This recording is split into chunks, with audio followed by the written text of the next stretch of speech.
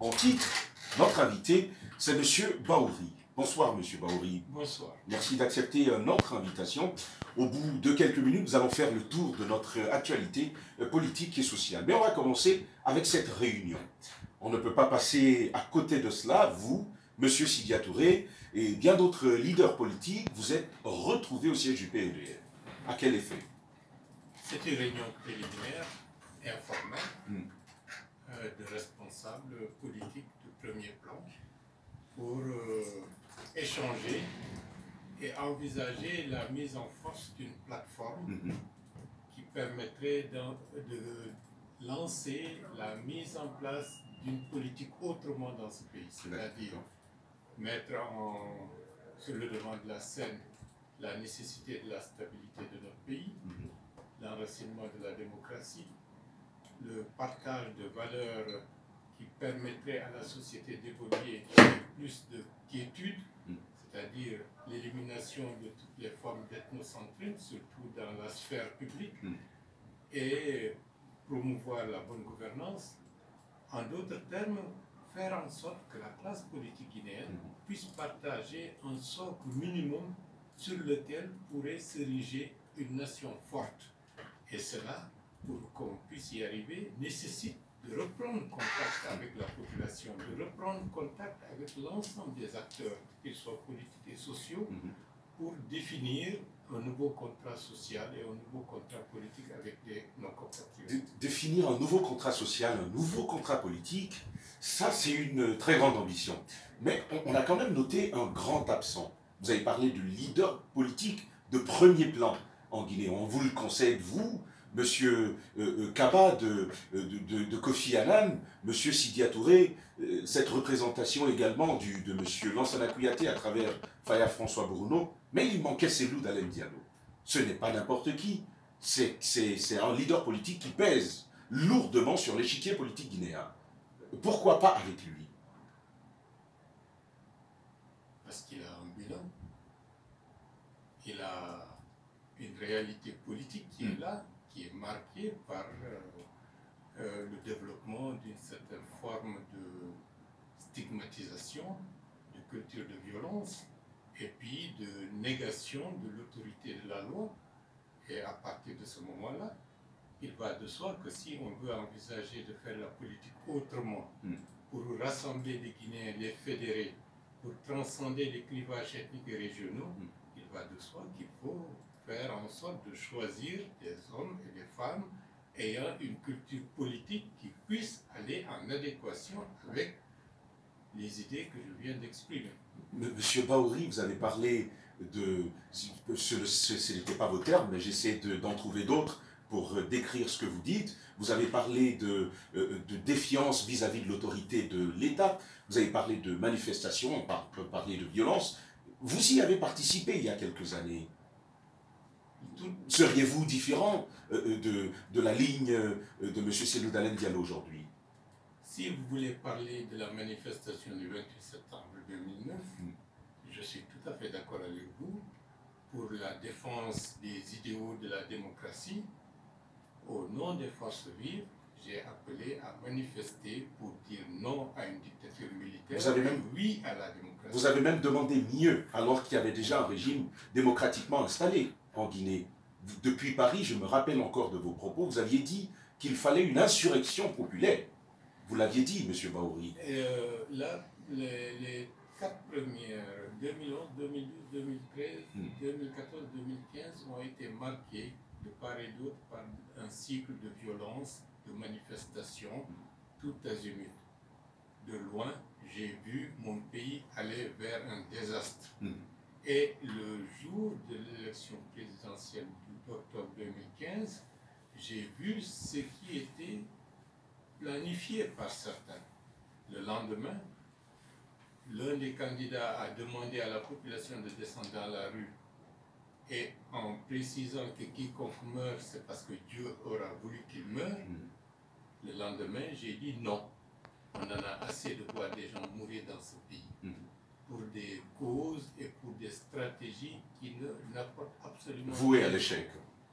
Donc, si l'intérêt de mon pays nécessite d'appeler à une mobilisation générale, nous n'avons pas manqué de le faire.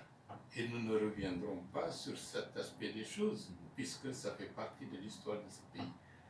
Maintenant, pour des intérêts particuliers, des intérêts égoïstes, des intérêts qui minent le processus démocratique, il va de soi que ceux qui s'engagent dans des manifestations répétitives, en mettant en danger la vie des gens, en mettant en danger la réputation de notre pays, il va de soi que je ne peux pas être d'accord avec ce genre. D'accord. On va terminer sur ce petit bout avant d'aborder un autre aspect de cette rencontre-là. Vous avez dit qu'il faut définir un nouveau contrat social, un nouveau contrat politique. Une telle ambition ne devrait-elle pas procéder d'une démarche inclusive, qui ne met personne à l'écart, qui va avec tout le monde, y compris M. Cellou Dalein Diallo et l'UFDG qui conduit? Non, laissez l'UFDG de côté, puisque je suis le fondateur de l'UFDG et je suis le premier vice-président de l'UFDG. Bon, ceci dit, c'est un autre débat. Ceci dit, une première réunion informelle ne veut pas dire que le périmètre des acteurs participant à la discussion, aux échanges, que le périmètre est déjà défini. Et donc, ce n'est qu'une ébauche. Parce que fondamentalement, il faut bien réfléchir sur la méthodologie. Est-ce qu'il faut essayer d'avoir simplement des représentants d'appareils politiques au risque de répéter ce qui a été fait il y a quelque temps avec les limites, ou bien est-ce qu'il faut se remettre en question et se dire que la société guinéenne d'aujourd'hui, en perte de repère, parce qu'elle est déçue de la manière dont la politique est faite dans notre pays, a besoin d'être éclairée, a besoin d'être écoutée, a besoin d'être impliquée. Et donc, dans la dynamique que, de mon côté, je vais préconiser et que je fais indépendamment des autres, je vais à la rencontre de mes compatriotes pour leur dire, prenez en charge la question politique parce qu'il y va de votre vie, il y va de votre avenir. En leur précisant également que c'est un droit de citoyen de ne pas accepter d'être en marge.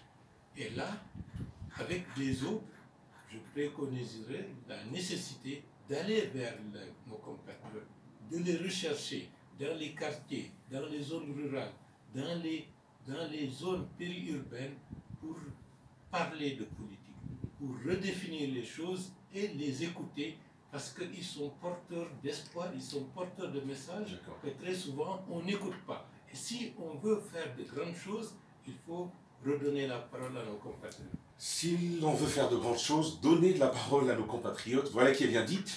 On va terminer avec cette observation que je fais, vous allez naturellement y réagir et à terme lancer le message que vous avez à passer, mais voyez bien une chose, tous les leaders que j'ai vus ont une personnalité très forte.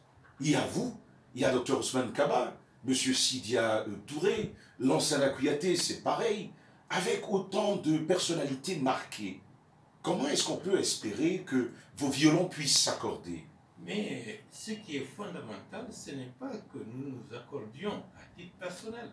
Ce qui est fondamental, c'est qu'au-delà de nous, que ce pays puisse avoir une plateforme où toute la classe politique et sociale puisse se dire qu'en Guinée, quiconque est responsable, il y a des limites à ne pas dépasser. Mais réussirez-vous à faire valoir cet idéal-là au sein de ce groupe de personnalités? Non, ce ne sont pas les personnalités qui sont importantes, c'est la grande majorité des Guinéens qui vont prendre en charge le message et qui vont l'utiliser.